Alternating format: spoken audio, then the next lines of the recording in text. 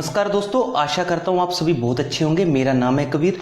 तो दोस्तों इस वीडियो में हम बेसिकली डिस्कस करेंगे HPJOA अकाउंट सिलेबस। तो दोस्तों Himachal Pradesh junior office assistants account का जो सिलेबस रहता है उसके बारे में हम इस वीडियो में बेसिकली चर्चा करेंगे।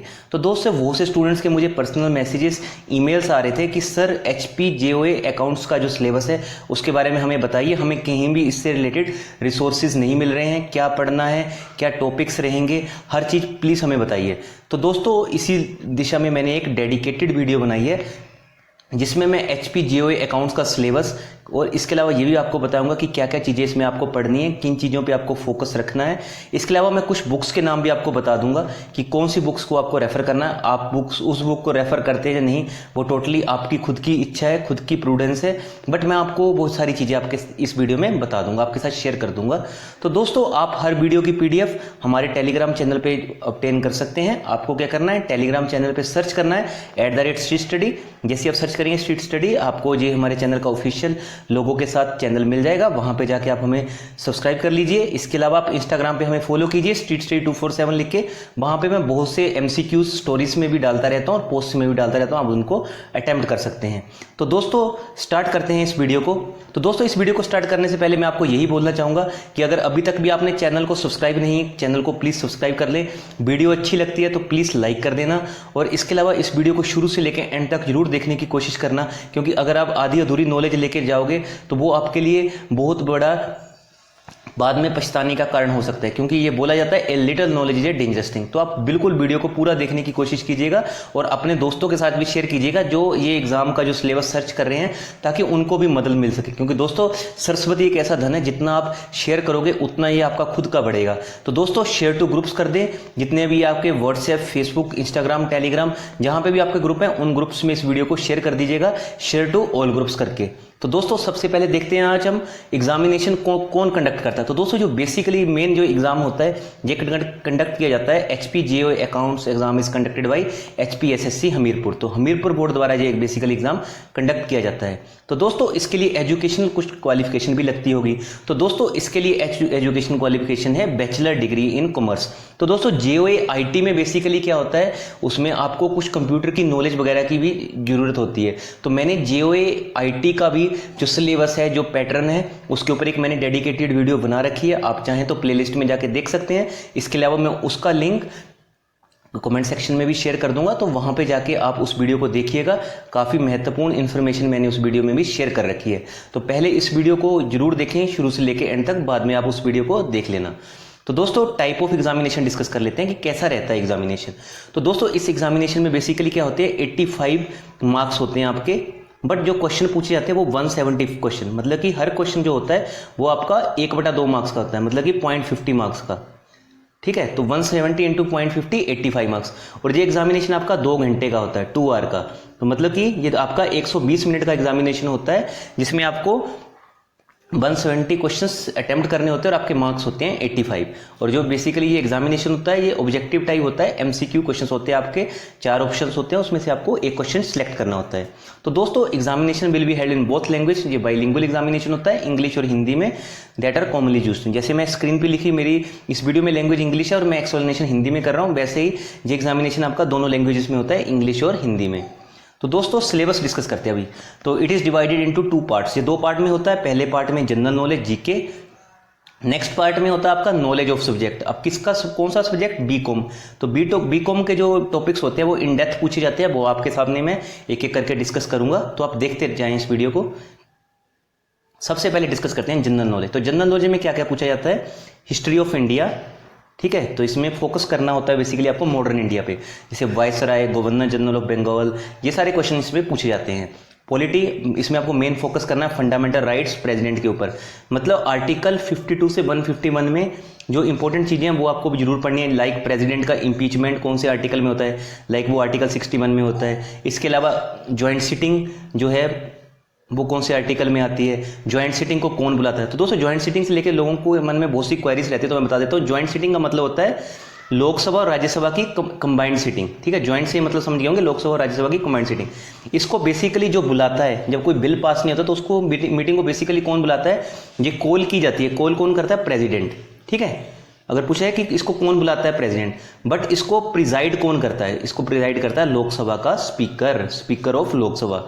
तो इस क्वेश्चन में बहुत से लोगों को डाउट रहता है, तो इसका डाउट को अपने क्लियर कर लेना।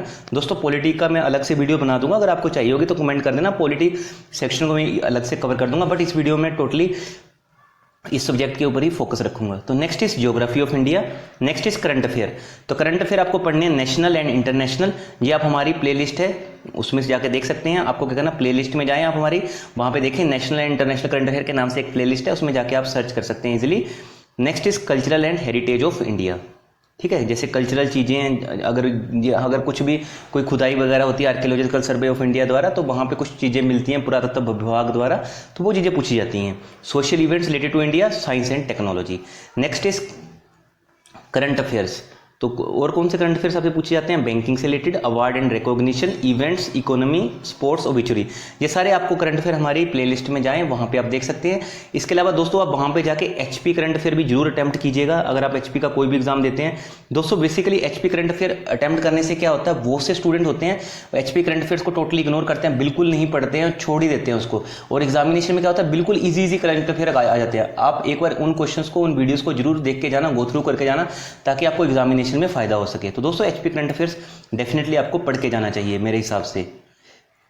तो दोस्तों आगे बढ़ने से पहले मैं आपको यही बोलना चाहता हूं, अगर अभी तक आपने चैनल को सब्सक्राइब नहीं किया, प्लीज़ चैनल को सब्सक्राइब कर दें, साथ में बेल आइकन को प्रेस कर दें और नोटिफिकेशन ऑल पे क्लिक कर दें, ताकि आपको हर वीडियो की नोटिफिकेशन मिल सके। आप हमें इंस्टाग्राम पे फॉलो कीजिए street247 लेके, वहाँ पे आपको ऐसा हमारा लोगो देखने को मिलेगा। मोर देन 500 फॉलोअर्स आपको हमारे इंस्टाग्राम पे देखने को मिलेंगे। इसके अलावा आप हमें टेलीग्राम के लिए पीडीएफ पे भी, टेलीग्राम पे ज्वाइन कीजिए पीडीएफ के लिए। दोस्तों इसके अलावा मैंने एक और प्ले लिस्ट बना रखी है फाइनेंशियल न्यूज़ करके, वहाँ पे कुछ स्टूडेंट्स ने मुझे बोला सर हमें स्टॉक मार्केट में भी इंटरेस्ट है, उससे रिलेटेड कुछ चीज़ें बनाइए। तो मैं फाइनेंशियल न्यूज़ में जो जो स्टॉक्स चर्चा में रहते हैं वो मैं सारी चीज़ें डालता रहता हूं। आप चाहें तो फाइनेंशियल न्यूज़ वाला जो मेरा प्लेलिस्ट है उसको भी विजिट कर सकते हैं। तो दोस्तों अभी देखते हैं जनरल इंग्लिश। तो इसमें देखेंगे सबसे पहले सिनोनिम्स आते हैं, एंटोनिम्स, ठीक है। आगे आएंगे error correction, comprehension, fill in the blanks, idioms and phrases, subject verb agreement, sentence rearrangement. इसके बाद देखें passage completion, vocab, grammar basic rules, sentence completion, word formation, unseen passages, theme detection. तो ये सारे क्वेश्चंस आपसे इंग्लिश से related पूछे जाते हैं। Basically unseen passages, word formation, sentence completion और इसके अलावा एरर। ये एरर वाला जो टॉपिक है ये बहुत ज़्यादा पूछा जाता है। आप चाहें तो प्लेलिस्ट विजिट कीजिए, इंग्लिश के नाम से मेरी प्लेलिस्ट है, वहाँ पे जाके आप एरर के क्वेश्चन अटेम्प्ट कर सकते हैं। वहाँ पे मैंने रूल्स भी बता रखे हैं कि एरर को कैसे सोल्व किया जाता है, उसके क्या रूल्स है, रूल्स टू सोल्व एरर। आप जरूर देखिएगा प्लेलिस्ट में जाके, काफ़ी इंपॉर्टेंट एरर को जो मैंने रूल्स बता रखे हैं एग्जामिनेशन में डायरेक्टली इन एरर्स के जो इन रूल से रिलेटेड जो एरर होते हैं डायरेक्टली पूछे जाते हैं।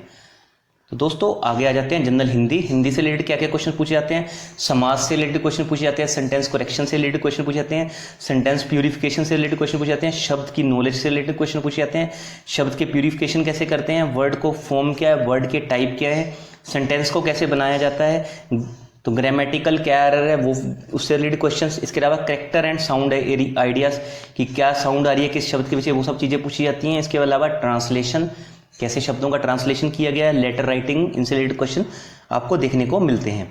अगला पॉइंट है दोस्तों लॉजिकल रीजनिंग। तो रीजनिंग से क्वेश्चन क्या ज़्यादा पूछे जाते हैं, नंबर सीरीज।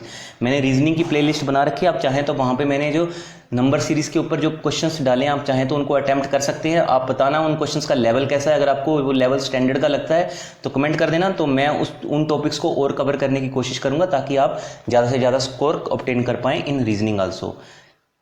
तो नंबर सीरीज, डायरेक्शंस पे कैसे क्वेश्चन पूछे जाते हैं, जैसे ए बी से नॉर्थ में बैठा है, बी सी से साउथ में बैठा है, तो ऐसे क्वेश्चन पूछे जाते हैं। और एक दूसरे की डायरेक्शन पूछी जाती है कि वो उससे दाएं, उससे नॉर्थ में कितनी डिस्टेंस पे है, साउथ से कितनी डिस्टेंस में है। तो ये इजी रहते हैं क्वेश्चन, बट आपको पता होना चाहिए कैसे सोल्व किया जाता है। नेक्स्ट इज ब्लड रिलेशन, ये तो सब बच्चे को आते होते हैं क्वेश्चन ब्लड रिलेशन के। Next is order and ranking, next is letter and symbol series. ये भी नंबर सीरीज जैसी होती है, बस इसमें क्या होता है लेटर्स अल्फाबेटिक यूज हो जाते हैं। Next is verbal reasoning, next is analogies, next is syllogism, next is inequalities, next is statement and conclusion, next is logical problems, next is matching definitions, next is making judgements. तो दोस्तों making judgements में क्या होता है, basically इसमें क्या होता है कोर्स ऑफ एक्शन बताना होता है। आपको कुछ प्रॉब्लम बता देंगे, आपको चूज करना है कि क्या कोर्स ऑफ एक्शन है। इसके अलावा स्टेटमेंट एंड कंक्लूजन में क्या एक स्टेटमेंट दे देंगे और आपको उसमें से कंक्लूड करना है कि स्टेटमेंट का क्या मतलब निकल रहा है।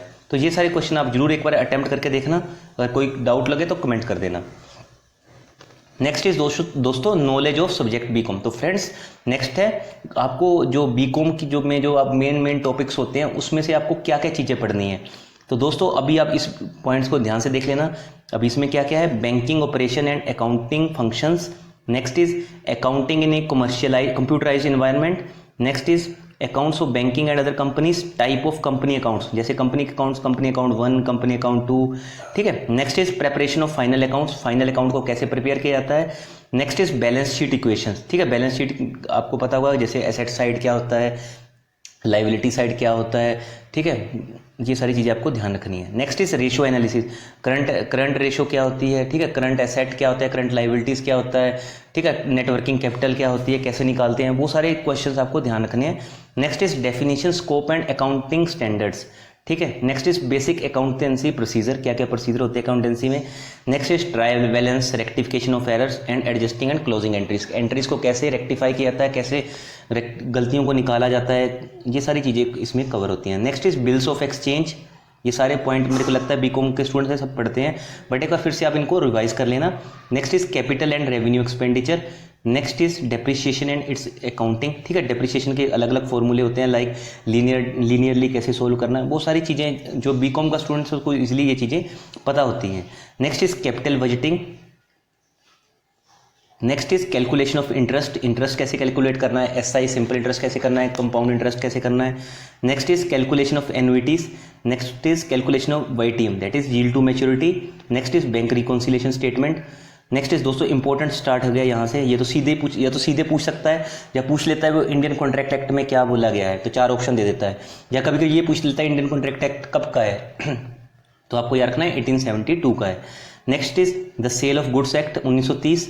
Next is Indian partnership act, ठीक है। पार्टनरशिप एक्ट से पूछा जाता है कि जैसे एक पार्टनरशिप, ऐसे क्वेश्चन पूछता है आपसे, एक पार्टनरशिप डेथ हो गई है तो अब कौन उसका अकाउंट चलाएगा, या फिर एक पार्टनर दिवालिया हो गया, या फिर वो पागल हो गया ल्यूनेटिक, ऐसे क्वेश्चन पूछता है तो अब क्या होगा, 4 ऑप्शन दे देगा। तो ये चीज़ें आपको याद रखनी है, ये आती है इंडियन पार्टनरशिप एक्ट 1932 में। Next is the companies act 1956, अब आपको पता है न्यू कंपनीज एक्ट में इसको अमेंड कर दिया गया है 2013 वाले में। Next is foreign exchange management act, फीमा।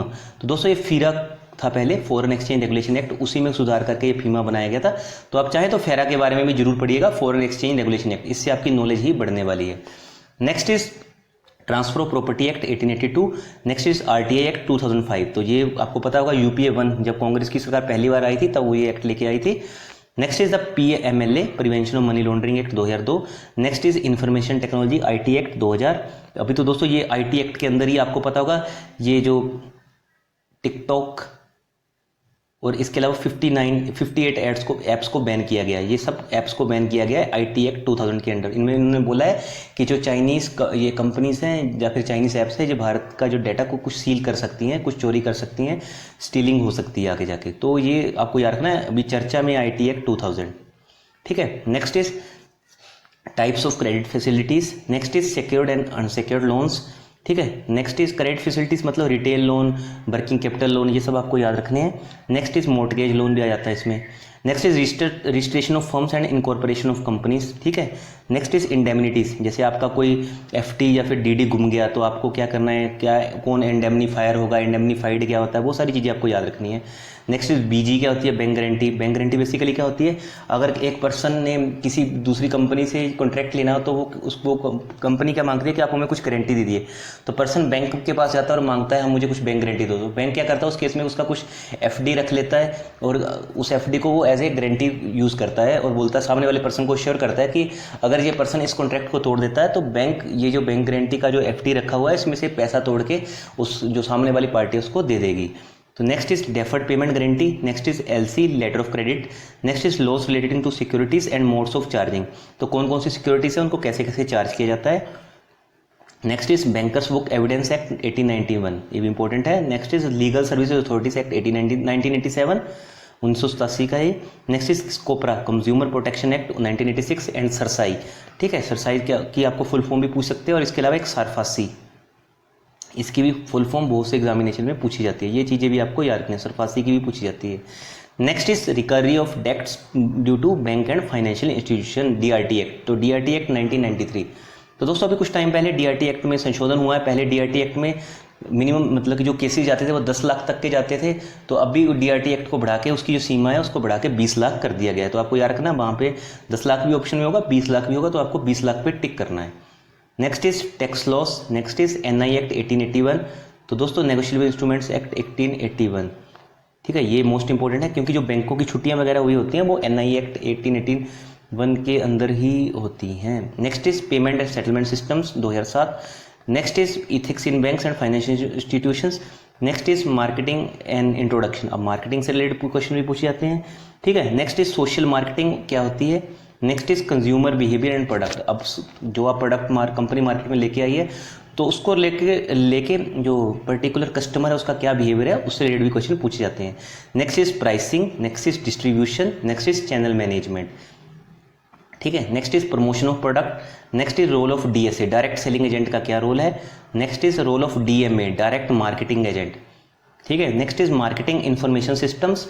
Next is payment system and electronic banking, ठीक है। इलेक्ट्रॉनिक बैंकिंग क्या होती है, जैसे ई बैंकिंग, इंटरनेट बैंकिंग, ठीक है, ये सारी चीज़ें इसमें। Next is data communication network, next is EFT system, electronic fund transfer system. Next is role of technology upgradation.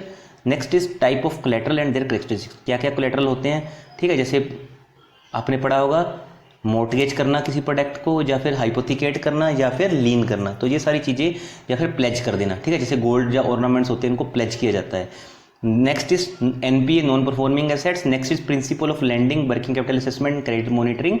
Next is payment and collection of cheques and other negotiable instruments. Next is banking ombudsman scheme 2006, ये भी important है, ठीक है। Next is role of bank money markets, ठीक है। अब कभी कभी पूछता है मनी मार्केट को कंट्रोल कौन करता है, तो money market is control by MM, is control by RBI, और जो कैपिटल मार्केट है उसको कंट्रोल किया जाता है SEBI के द्वारा। Next is role of debt markets and forex market. Next is factoring, next is forfaiting services, next is off balance sheet items, next is risk management, how to manage the risk, ठीक है। Next is Basel accords, कुछ Basel जो accord हुए हैं वो क्या है basically. Next is CIBIL, CIBIL का क्या यूज़ है, आपको पता है सिविल स्कोर जज किया जाता है, आपने खुद से कई बार देखा होगा, बहुत से फाइनेंशियल इंस्टीट्यूशन ये लगाती हैं कि आप इतना सिविल लेके आइए तभी हम आपको लोन के लिए एलिजिबल बनाएंगे। तो सिविल बेसिकली पर्सन की क्रेडिट रेटिंग चेक करता है कि ये बंदा आगे जाके डिफॉल्ट तो नहीं कर सकता है। Next is fair practices code for debt collection, next is BCSP। Next is, तो दोस्तों आगे हमें ये सारा तो मैंने आपके सामने टॉपिक्स सारे वन करके डिस्कस कर दिए हैं। आप चाहें इन टॉपिक्स को गूगल पे इंडिविजुअली सर्च करके भी पढ़ सकते हैं, बट ये सारे टॉपिक्स आपको जो मैंने देखा है ये मैकमिलन फाउंडेशन की एजुकेशन की एक बेसिकली बुक है, इसमें सारे मिल जाएंगे। 3 बुक्स आती हैं इसकी, accounting and finance for bankers, legal and regulatory aspects of banking, principle and practices of banking. तो ये सारी जो बुक्स हैं इनमें से आपको ये मैक्सिमम टॉपिक्स 101% तो मेरे ख्याल से मिल ही जाएंगे, और ये आपके हर एग्जामिनेशन में इंपॉर्टेंट भी रहेंगे। तो दोस्तों बाकी आपकी खुद की प्रूडेंस है, आप खुद का भी मन से जो भी आपका मन कहे आप अपने मन के अकॉर्डिंग भी चीज़ें कीजिए। आप अगर आपको लगता है अगर ये टॉपिक आप गूगल पे सर्च करके इजीली पढ़ सकते हो तो आप वो वैसे भी कर सकते हो। बट मेरे से बहुत से स्टूडेंट ने पूछा सर कौन सी बुक फॉलो करनी चाहिए, तो मेरे हिसाब से मैकमिलन एजुकेशन की ये 3 बुक्स आती हैं, ये अच्छी बुक्स हैं, accounting and finance for bankers, legal and regulatory aspects of banking and principle and practices of banking.